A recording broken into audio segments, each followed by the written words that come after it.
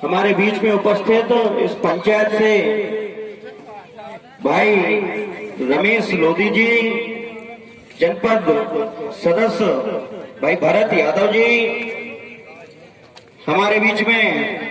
ठेकेदार साहब रामलाल जी, सुंदर भैया, हमारे साथ चलकर आए भाई श्यामलाल राजपूत जी, मेरे प्रिय भाई दिनेश मिश्रा जी, राजाजू परमार जी, धीरज अवस्थी जी,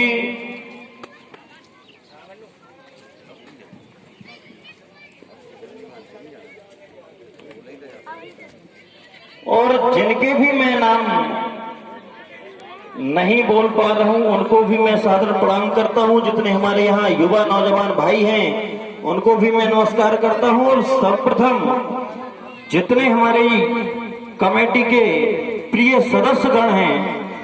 उनको मैं हृदय से धन्यवाद देना चाहता हूं कि निश्चित तौर पर आपके द्वारा ही, आपकी मेहनत के द्वारा ही इस शानदार कुंभ का आयोजन किया जाता है, जहां बड़ी दूर से और बहुत अच्छी टीमें आती हैं। और आपके ही कारण हम इतने सभी प्रियजनों से मिलने का हमें जो अवसर मिला है, आप सबके सामने आप सबके बीच में जो आने का अवसर मिला है, उसके लिए मैं समस्त कमेटी के सदस्यों का बहुत बहुत धन्यवाद देना चाहता हूं। निश्चित तौर पर आपकी मेहनत के कारण इस प्रकार के शानदार कार्यक्रम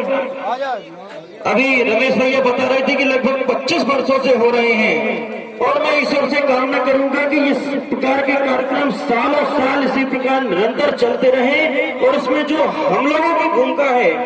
आने वाले समय में और ज्यादा किस प्रकार से हो सकती है, कितना ज्यादा इसमें हम सहयोग कर सकते हैं, मैं उसका भी सदैव प्रयास करूंगा। उसका कार्यक्रम आने वाले समय में और बड़ा किस प्रकार से हो सकता है और भव्य किस प्रकार से हो सकता है, इसकी भी भूमिका अपन सब बनाएंगे। इसे और अच्छा प्लेटफॉर्म भी देने का अपन प्रयास करेंगे। मैं निश्चित तौर पर सभी कमेटी के सदस्यों को पुनः बहुत बहुत धन्यवाद देना चाहता हूँ। निश्चित रूप से चूंकि यह क्रिकेट टूर्नामेंट का आयोजन है, आप सभी जानते हैं कि रोजमर्रा के जीवन में सभी बहुत व्यस्त रहते हैं और आज के समय में तो वैसे भी सबको बहुत सारे काम हैं। उसके बावजूद भी जब हम इस प्रकार के टूर्नामेंट में, इस प्रकार के सांस्कृतिक कार्यक्रमों में दूर दराज से आकर एक जगह एक प्लेटफॉर्म पर सम्मिलित होते हैं, एक प्लेटफॉर्म पर मिलते हैं, तो निश्चित तौर पर हमें संबंध तो हमारे मधुर होते ही हैं, एक दूसरे से पहचान भी बनती है और आने वाले समय में हमें एक दूसरे का किस प्रकार से सहारा मिल सकता है, उसके लिए भी हम सभी सदैव इस प्रकार के कार्यक्रम आयोजन करते रहते हैं। निश्चित तौर पर जितने हमारे यहाँ युवा नौजवान भाई खड़े हैं, जितने हमारे वरिष्ठ जन खड़े हैं, मैं उन सबसे बता दूं, चूंकि ये तो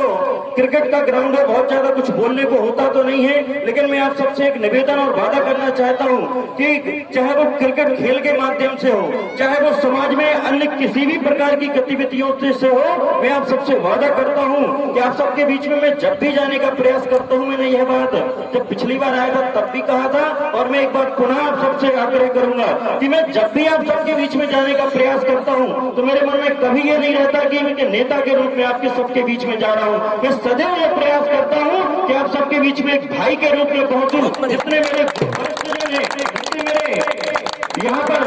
बड़े लोग भाई जैसे हैं, मैं उन सबसे यही प्रयास करता हूं कि उन सबके बीच में जब मैं जाऊं तो सभी वरिष्ठजनों के लिए एक बालक की तरह पहुंचूं, ताकि जब हमारे बीच में संवाद हो, हमारे बीच में कोई वार्तालाप हो, उसमें किसी भी प्रकार के कोई संकोच न रह जाए। आपको जो हमसे कहना है वो बड़ी सरलता से हमसे कह सके, तो हमें आपसे कहना है वो बड़ी सरलता से हम भी आपसे कह सके। जब हम परिवार में बात करते हैं, जब हम घर में बात करते हैं, तो निश्चित तौर पर चाहे वो बड़े भाई हो, चाहे वो छोटे भाई हो, चाहे वो हमारे माता पिता हो, हम उन सबसे निश्चित तौर पर बिना संकोच के और बिना किसी रोक टोक कर बातचीत करते हैं। और मेरा सदैव यह प्रयास रहता है कि जब भी हम इस जगह, ऐसी जगह कभी भी जाते हैं, आप सबके बीच में जब भी हमें जाने का अवसर मिलता है, हमें जब भी मौका मिलता है, तो हम एक सदैव एक भाई और एक बालक के रूप में पहुंचे। जितने भी हमसे यहाँ उम्र में बड़े हैं उनके लिए सदैव छोटा भाई रहूं, जो हमसे उम्र में निश्चित रूप से छोटे हैं उनके लिए सदैव मैं बड़े भाई के रूप में रहूं और आप सबके बीच में एक विश्वास बना सकूं,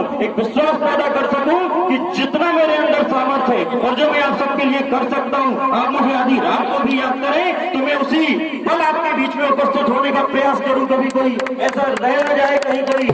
मुझसे ऐसी कुछ अगर गलती भी हो तो मैं सदैव आप सबको यह अधिकार देता हूँ कि आप मेरा कान पकड़कर मुझे सही रास्ते पर लाने का प्रयास करें। मैं आप सबसे वादा करता हूँ और सदैव यही अपेक्षा करूंगा कि निश्चित तौर पर आप सबसे भी मुझे यही प्रेम और स्नेह सदैव मिलता रहेगा और आप सब भी मुझे इसी प्रकार से स्नेह मेरे ऊपर बनाए रखेंगे, आशीर्वाद बनाए रखेंगे। जो मैं टूर्नामेंट के लिए कर सकता हूँ, जो कमेटी हमें आदेश करेगी, निश्चित तौर पर मैं वो करूंगा ही।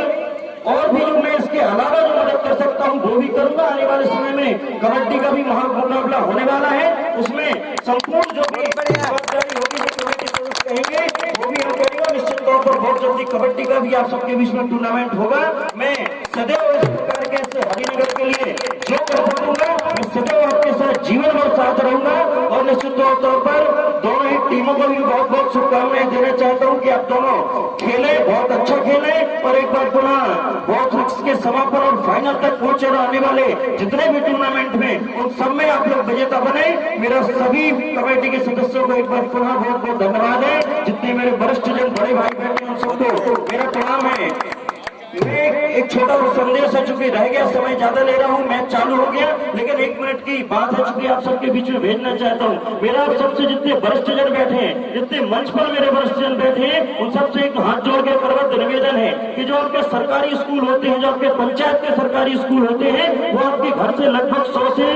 50 कदम की दूरी पे होंगे, अधिकतम 1 किलोमीटर की दूरी पे होंगे। रमेश भैया, मेरा आपसे इसलिए भी यह आग्रह है कि निश्चित तौर पर अगर हमारे जो नन्हे मुन्ने बच्चे हैं, युवा भाई हैं, अगर उनको हमें भविष्य बनाना है तो निश्चित तौर पर ये इसलिए भी करना होगा जब वो समय छोड़ देना होगा। जब जो हमारी किस्मत में होगा, जो उनकी किस्मत में होगा वो हो जाएगा, जो बच्चों की किस्मत में भविष्य में लिखा होगा वो हो जाएगा। आप लोग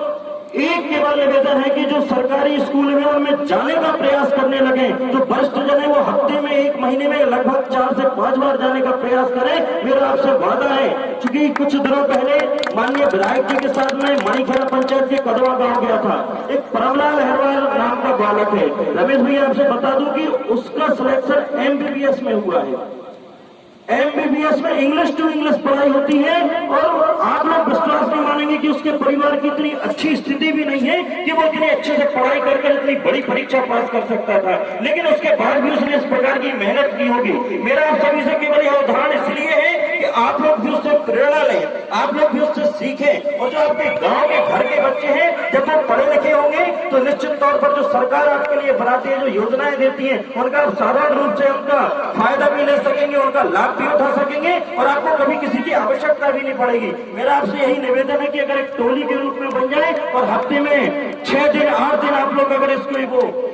1 महीने में 8 दिन लगभग आप अपने स्कूल में देना अगर प्रारंभ कर दें तो निश्चित तौर पर आपके इस पंचायत से ही बहुत अच्छा माहौल बन जाएगा, क्षेत्र भी सुधरेगा, गांव भी सुधरेगा और इस यहाँ का विकास भी होकर बेरोजगारी खत्म करनी है तो आप सभी को एक कदम उठाना पड़ेगा, आप सभी को इस क्षेत्र में प्रयास करना पड़ेगा, इस फील्ड में आप सबको जागरूक होना पड़ेगा। मेरा आप सभी से यही निवेदन है। बहुत बहुत धन्यवाद। जय हिंद, जय भारत।